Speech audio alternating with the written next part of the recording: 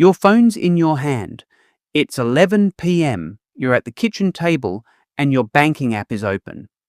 The screen shows your super balance, probably around the Australian average of $172,384, according to the Association of Superannuation Funds of Australia, ASFA. But here's the thing. That number looks decent until you realise what it actually means for your future. ASFA's retirement standard says a single person needs roughly $595,000 to retire comfortably. If you've got $172,000, you're staring down a gap of over $400,000. That's not a shortfall, that's a chasm.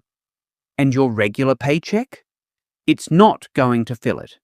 The average full-time adult now earns $2,051 a week, which is about $106,000 a year. But saving your way to an extra $400,000 from that? That's decades of sacrifice. So what actually works? Passive income. Not get-rich-quick schemes, not gambling on crypto. Real, proven, tax-smart ways to make your money work while you sleep. And the best part? You don't need to be rich to start. Let's count down the 10 that actually move the needle in Australia right now. You probably think passive income is for people with investment properties or trust funds. That's what most Australians believe. But here's the reality check. The median super balance in this country is just $60,037. Half the population has less than $60,000 saved for retirement. Those aren't wealthy people. Those are everyday Australians. Nurses, teachers, tradies, office workers. And yet, even from that position, passive income is possible. The Australian Bureau of Statistics tells us the median weekly earnings are $1,436, which is about $74,600 a year. From that income, with the right strategy, you can build streams that grow over time, not because you're special, because the system is structured in a way that rewards certain behaviours, and nobody taught you those behaviours. That's not your fault, but it is your problem to fix. 8. The bank account that actually pays you. High-interest savings accounts are the most boring way to make passive income, which is exactly why they work. Right now, some Australian banks are offering up to 5% on savings accounts. Rabobank, Macquarie, ANZ Plus, they're all competing for your cash. Put $50,000 in one of these accounts at 5%, and you're getting $2,500 a year just for having money sit there.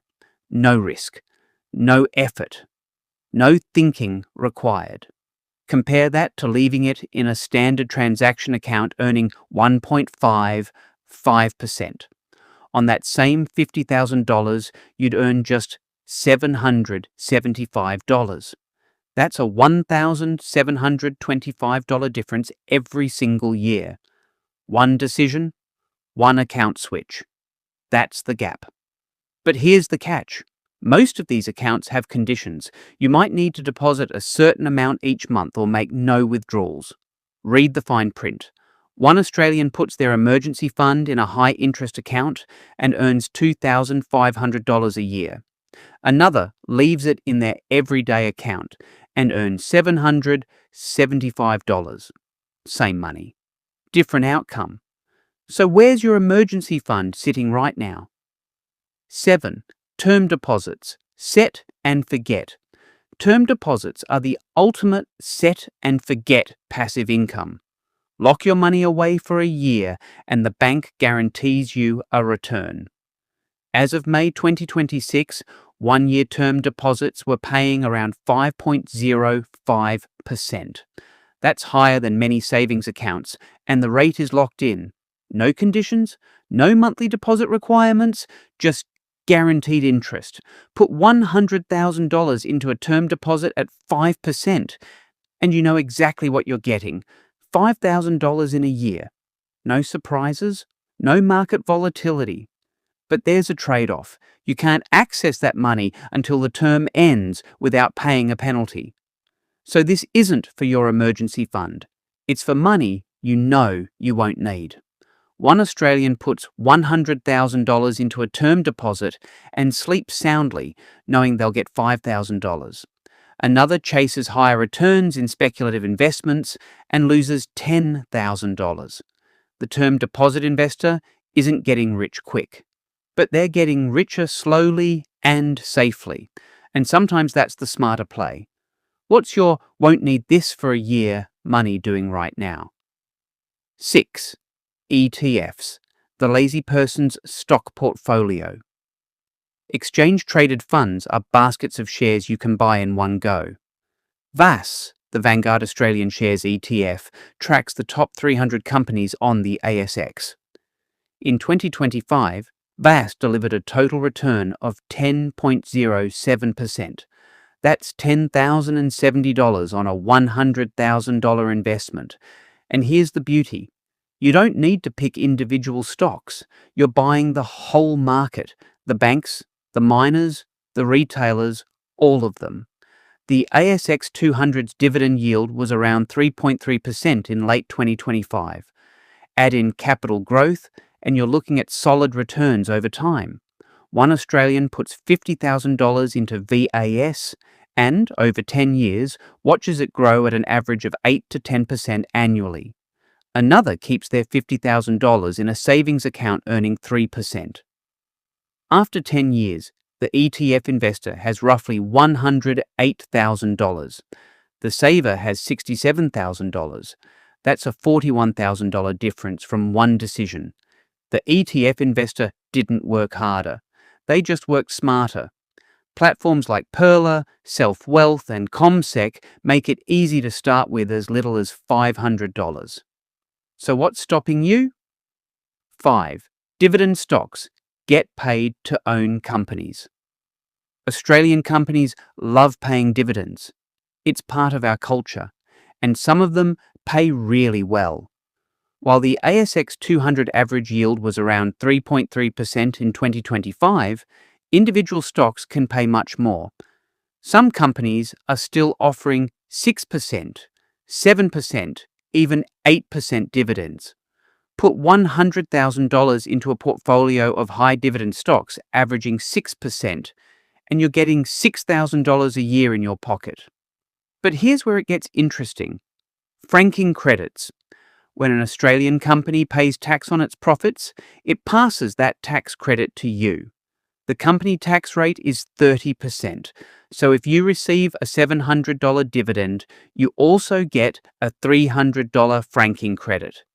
That credit reduces your tax bill or even gives you a refund. One Australian invests $100,000 in fully franked dividend stocks, yielding 6%. They get $6,000 in dividends plus $2,571 in franking credits. That's $8,571 pre-tax value. Another invests in international stocks with no franking and gets just the $6,000. Same money, different structure. That $2,571 difference is the tax system working in your favour. Are you letting that opportunity slip away? 4. REITs, property. Without the headache, real estate investment trusts let you invest in property without buying a house. No agents, no maintenance, no tenants calling at 2 a.m. about a broken hot water system. REITs own commercial properties, shopping centres, office buildings, hospitals, and distribute the rental income to shareholders. They're required to pay out most of their taxable income as dividends. In 2025, many REITs were yielding between 4% and 6%. Put $100,000 into a REIT portfolio at 5%, and you're getting $5,000 a year in distributions. Plus, REITs often come with franking credits too. One Australian buys a rental property for $600,000. They deal with agents, repairs, vacancy periods, and interest rate stress. They might clear $20,000 a year after costs. Another puts $100,000 into REITs. No debt, no stress, no phone calls. They get $5,000 a year in passive income and can sell their units anytime they want. Which scenario sounds more like freedom to you? 3. Create a digital product. This one takes work up front, but once it's done, it keeps paying. Write an ebook. Create an online course. Build a template or a tool. Sell it on platforms like Gumroad or Teachable. The beauty of digital products is the margin. Once you've created it, the cost to sell another copy is basically zero. Sell 100 copies at $50 each. That's $5,000. Sell 1,000 copies. That's $50,000. One Australian spends 3 months creating a course about their expertise. They sell it for $197. They sell 500 copies in a year. That's $98,500. Another spends those 3 months watching Netflix after work. Same time. Completely different outcome. The digital product creator isn't working harder. They just work differently. What do you know that other people would pay to learn? 2. Start a YouTube channel or blog. This is the long game, but it's also the most scalable passive income stream on this list. Create content around something you're passionate about. Build an audience. Monetize through ads, sponsorships, and affiliate marketing. Many Australian creators are earning $5,000 to $20,000 a month from content they created years ago. The average full-time worker earns $2,051 a week. That's about $106,000 a year. A successful YouTuber with 100,000 subscribers can earn that or more. One Australian starts a channel about their hobby. They post one video a week for 2 years. By year 3, they're earning $50,000 a year from ad revenue and sponsorships. Another spends those 2 years scrolling social media, consuming content instead of creating it. Same hours. Different trajectory. Which one are you? 1. Buy an investment property. Property is the classic Australian passive income play for a reason. It works. The median house price in Australia hit a record $825,349 in 2025. Gross rental yields for houses sat at approximately 3.8%, with units at 4.6%. But the real money in property isn't the rent, it's the capital growth. Over the long term, Australian property has delivered solid returns. One Australian buys an investment property for $600,000. They put down a 20% deposit, $120,000. Over 10 years, the property grows at 5% annually. It's now worth $977,000. They've made $377,000 in capital growth, while tenants have been paying down the mortgage.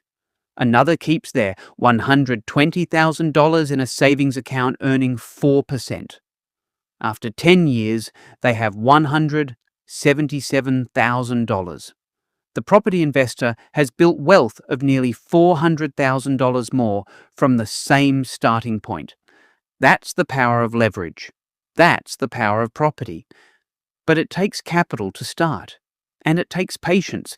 And not everyone wants to be a landlord. So maybe property isn't for you. Maybe one of the other 9 is. Look, passive income isn't magic. It's not about getting rich overnight.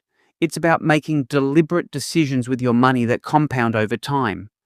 The ASFA data tells us the average super balance is $172,384, but the median is just $60,037.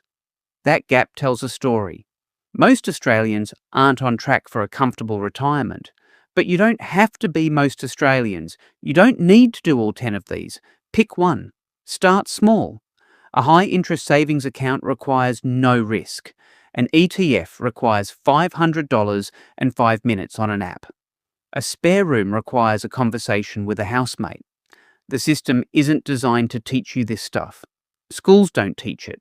Most parents don't know it. But now you do. And knowing is the first step. The second step is doing. So, which one are you going to start with? Because the gap between where you are and where you could be, that gap only closes when you take action.